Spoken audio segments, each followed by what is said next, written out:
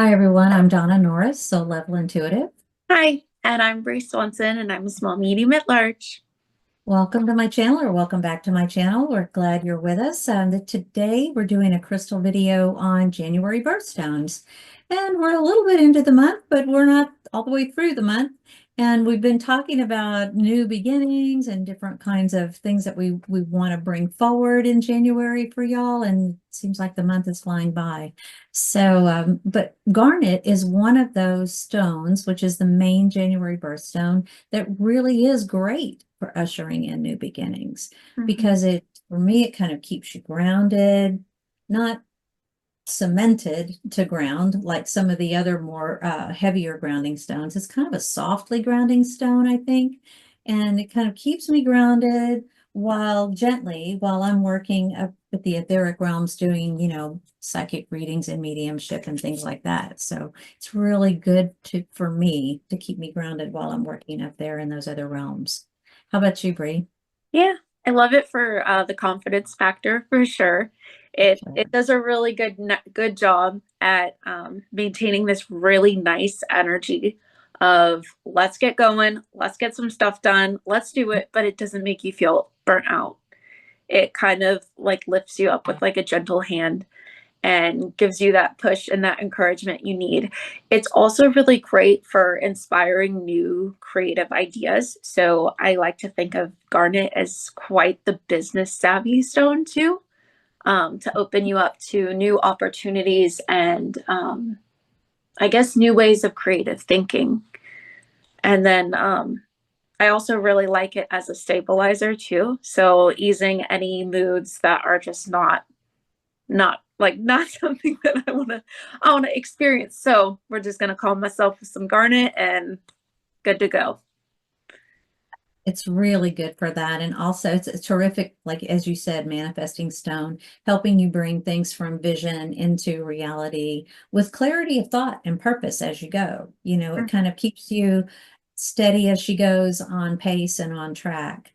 It's really awesome. The word garnet comes from the Latin word granatum, which actually means seed. And they named it that because it looks like pomegranate seeds. The red garnet especially looks like pomegranate seeds. So I thought that was kind of cool. And back in the day, the Greeks and the Romans used to wear garnet. And I read something that says even Asian soldiers, like back in the when they first started getting the ability to use weapons, they would put garnet tips on their arrows and shoot garnet bullets because they thought they were more harmful. Whereas the Roman soldiers and the Greeks would wear them on their armor plate and on their breastplates for protection. So it's like, okay, I guess depends, like you said, on your intention. Yeah. But the Talmud even says that in Noah's Ark, that garnet was the way that they lit up the light below decks. They would embed garnet in the upper deck of the ship like a prism, and it would reflect a glowing red light down below deck. It's Yeah. the only means of lighting they had on the ark, according to the story. So Yeah. pretty cool. Yeah. And then I Comes in a also lot of colors too. I just didn't want to forget. I always no, associate garnet with red. Most people do, but it does come in a lot of other colors, and it comes by other names. And so, like rhodonite is actually a form of garnet, and I've got a picture of it. It's kind of like a pink and black speckledy stone. It's also a very grounding stone. A lot of the properties are the same, but it depends. You work with what you've got, right? And what yeah. resonates with you. If the energy of rhodonite feels better for you than the energy of garnet, you might want to go with that. There's a green garnet called Savorite that starts with a TSA vorite, but it's a really pretty green stone that also is about instilling confidence and motivation and getting you, to the finish line with projects or ideas. So they're really good that way. It even comes in a shiny black one called black and andronite, andradite or something like that. Black garnet. It's not a see-through like this garnet here. It's a dark red, but it is kind of see-through if you get it in the light just right. Whereas this one that I have is more of a brownish red. You can see through that. Yeah. You know, they're kind of translucent, right? And this little pinky ring is also really red. Um, it's more of a true red, but it comes in all different shades of red and the browns and the golds and green, like I said. It even has there's even one called Rainbow Garnet. And it comes in shades of vivid red and green and blue green. I never even knew that until recently. And I thought that's really cool. It's supposed to be this really happy stone that radiates happiness to you. And then it kind of enables you to influence the people around you to also feel upbeat and happy. So, you know, if you're the cheerleader at the office, you may want to try to see if you can find some rainbow garnet. Yeah. So, but it's a really uplifting stone. So I think that was a really neat thing. If you've got a lot of garnet and you want something different for your birthstone this year, you know, grab a rainbow garnet or maybe that glossy black andradite garnet or even a green garnet. I know they all have the properties of that security, that sense of security. And most garnets, you know, work with the root chakra and the sacral chakra. Now, I know the green garnet also ties the connection to the heart chakra too. So you know, you've just got a lot of really good positive energy working for you there with garnet. Yeah. Or star garnet too. Oh yeah, Yeah. didn't think of star garnet. Yeah. True. That's pretty. Yeah. So I also learned that red zircon is an alternate January birthstone. So if you want to take a walk on the wild side, on the racy side this year and get something different for yourself for a birthstone, you know, you might try a red zircon. Natural zircon is like kind of a reddish brown, right? Kind of a brownie color. But you can get a heat treated zircon that comes in vivid blue, green, yellow, and then this red, the red heat treated.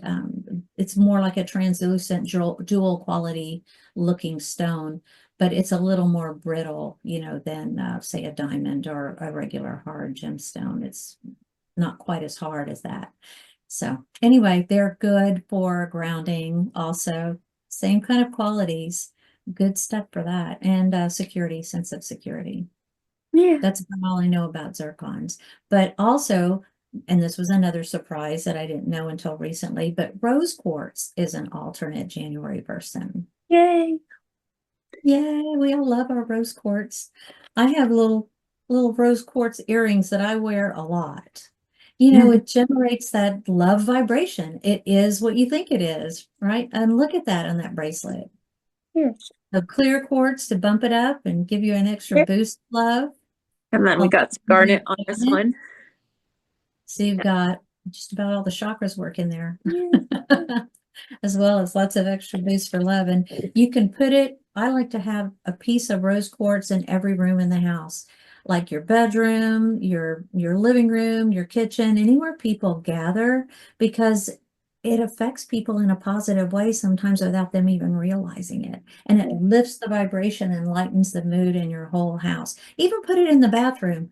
I mean, where else do you need a confidence booster but when you get out of the tub and you're naked and it's not always a pretty sight, but you can get yourself lifted back up. Good. And So put also something good back for there.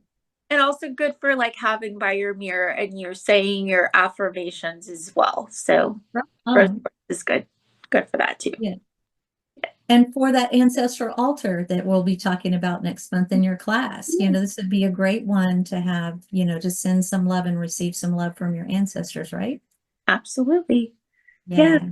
And I know with me, in terms of like my ancestors, because I am of Armenian descent, um, garnet is garnet is one of those stones that's like, very, very symbolic to me and to the culture. So it's great. Um, Especially Awesome. because,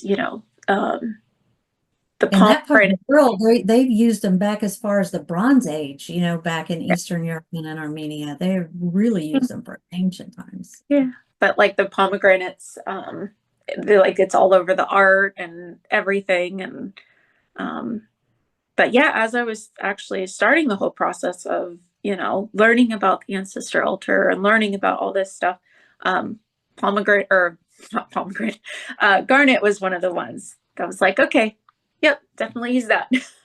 So pair it up with that rose quartz for some love action.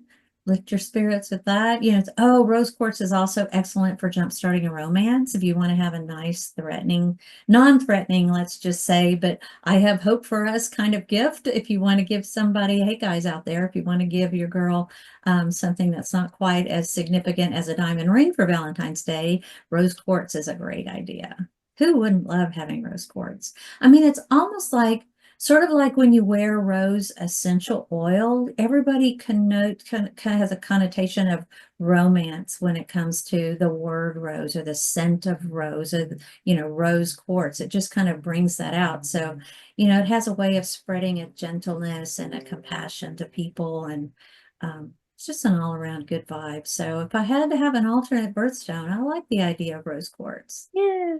Yeah, and the red zircon too. So we hope you've enjoyed this video. And if you do, please hit like and subscribe. We're trying to get the word out and we'd love to bring you some more. So we'll be back next time with more videos on crystals. Thanks so much.